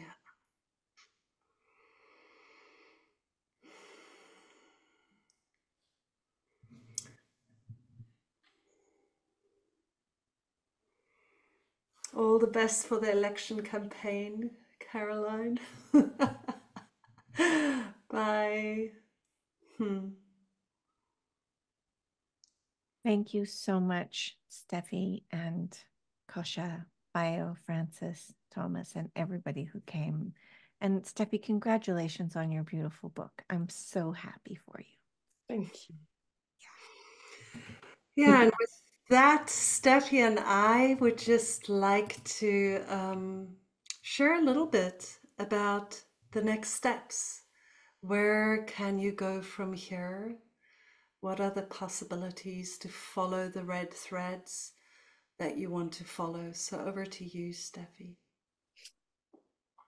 Yeah, so as I said, the book, it was never about the book. It was always about conversation. It started with conversation, and so this is really important. This is where it is really, and having conversation, difficult conversation across divides. So the next step is really to continue these conversations.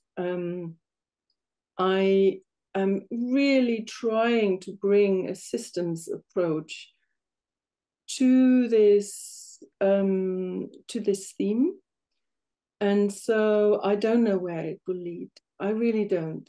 I didn't know that there would be a book when we had the conversation. I now know that it's not about the book. So I'm starting to curate conversations. This was the first one, and I want the events and like the big ones, small ones, private ones, to learn from each other. Mm-hmm. So really need your feedback, your honest feedback as well. How do we do this in a way that is useful for us? But there will be others that are already in the planning, and out of that, I'm sure there will be emergence for something else. And so the book has got a website, Climate Psychology, Center for Climate Psychology.com. And we will send this to you. And already some of the contributors here have offered to take this work deeper. So Francis is going to offer a 6 months grief facilitator training on this platform.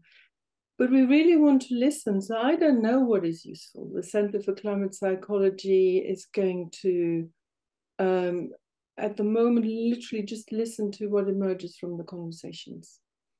So the most useful would be to kind of sign up to the newsletter. I know you probably get asked this a lot, but it really is a space that is emergent. So I can't tell you what the business plan is or what will happen in the next 6 months or a year. And really, I need to hear your voice as well. Like, what would be useful? But in terms of this conversation, if you have a need, and I'm very aware that we didn't ask the audience to kind of speak, so we didn't hear your voice other than in the chat. And the invitation is take the conversation out to wherever you feel it needs to be. So this doesn't, like, we are going to offer some group spaces where you can continue the conversation. Climate Psychology Alliance are going to run some climate circles on the website as well, Center for Climate Psychology. But and change, it's so new that I keep forgetting the and change bit at the end. But really, it's an encouragement to just take it into the space, into the part of the system that you're in contact with. And there we are. So that's sort of my state of what will happen next. Yeah, amazing. Thank you, Steffi. Thank you for this warm and open conversation. It feels a bit like a conversation into your living room, you know, the bigger living room of who you are. And I think we can all feel how deeply you are entwined with your heart, your love, your deep intelligence and attention with everything that is streaming out, and the level of authenticity and integrity that you bring to it is beautiful. So thank you for being you. And also, I just want to plug here that this book is truly, truly beautiful. You know, I hear people here saying more conversations between Bayo, Francis, Nora, and Thomas, please. Well, one place is to just sit with the words in the book, because sometimes, you know, to have the meaning arise from the words, you know, even when we sit ourselves, it does allow it to go deep. And the book is medicine. So I invite you to really support the work also by taking the book out into the world with you. Yeah, and from the Pocket Project, you know, where we really explore the depth of collective traumatization and what are the pathways towards collective healing, founded by Thomas Hübl. Yeah, we offer containers for a collective coming together, a global social witnessing event where we sit in an embodied way with world and see how we can allow it to land more deeply. And but also we bring trauma relief work out into places of crisis, Ukraine, Palestine, Israel, but also areas of climate crisis. So you're welcome to just explore. Yeah, and especially I would like to invite you to a training, a course that is starting soon, which is Applied Trauma-Informed Leadership. So really this bringing the knowledge of nervous system being in the world and noticing how our knowing about regulated nervous system, our knowing about how we can, in those moments where triggers happen, boys walk through rooms and we feel that trigger happening and we have that response sit still coming through us. And such a beautiful sharing from Bayo that we are able to become awake to it and start creating a new reality together in our teams, in our organizations, in our communities, and also with the natural world. Yeah, so we have a course starting on the 10th of July, which is a real community of practice. And then we'll again have this year the Climate Consciousness Summit, which will be in November in parallel to the UN Climate Conference, and with Bayo, Nora, Thomas, Steffi have all been part of that. And I hope that all of the speakers and key listeners this year will bring their voices to the table, and it just becomes a fest of listening into the spaces that emerge between us and emerge from life. So with that, Steffi, I would like to invite you back online. Yeah, let's just for a moment be here together.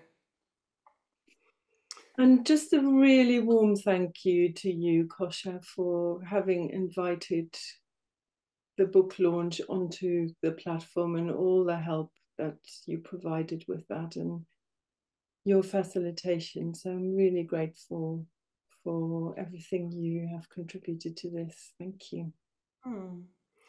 Yeah, thank you. And it's also this edge, right, of working with a team to create something. So, yeah, and then the spaciousness that is created in the spaces we create. And I know how hard people work in the background. So just thank you to all those who are holding space in the background. Yeah, and with that, I would love us to go back to gallery view. Thank you, Steffi, and we will continue evolving this friendship and collaboration. Yeah, and let's come back to you. Thank you for accompanying us on this journey, for bringing your wisdom into the chat and just into the presence.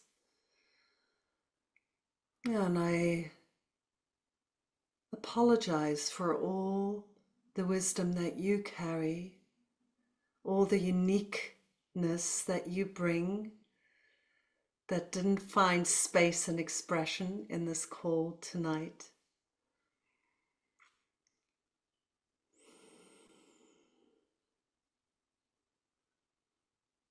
Yeah, and just thank you for the depth of your listening and your being and your engaging. And as Francis said, this work of keeping our hearts soft,